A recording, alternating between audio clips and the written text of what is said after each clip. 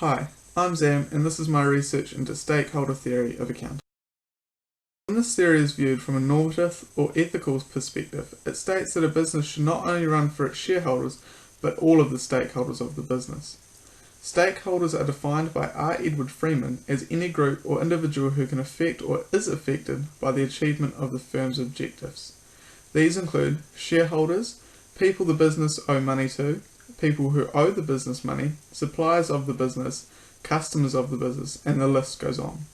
For this to work, there must be complete equality in which the business considers its needs of its stakeholders. It is common for a business to act on behalf of the stockholders and completely forget about the other stakeholders in the business.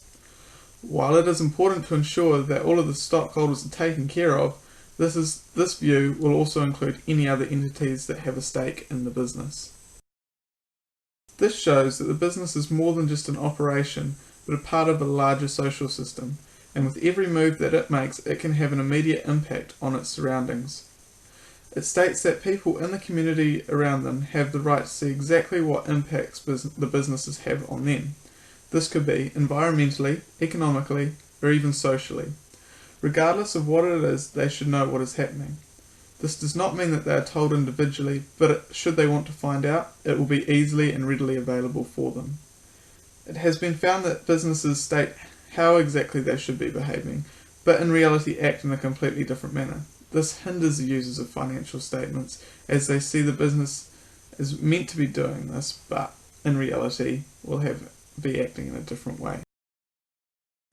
The managerial or positive view takes into consideration when making decisions the impacts that this will have on the stakeholders who are essential to the everyday operation of the business. It states that the greater the importance of the specific shareholder, the more management will do to maintain the relationship with that stakeholder.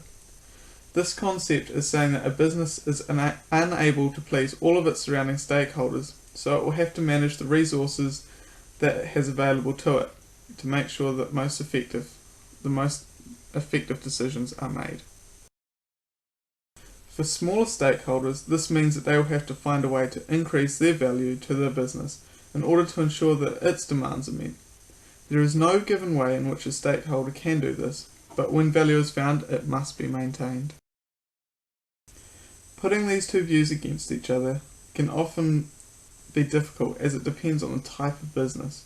For example, for a large for-profit business, it is likely that they will take the managerial view, as it will be heavily focused on making profit and making a return for its stockholders. Not-for-profit businesses, on the other hand, will prefer to try and accommodate everyone's needs to make sure that they are not disadvantaging any of their stakeholders.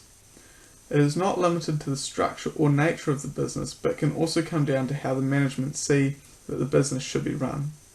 For a manager who is fixated on the business's ability to be profitable, he or she will more likely follow the managerial view, as opposed to a manager who wants to look after everyone.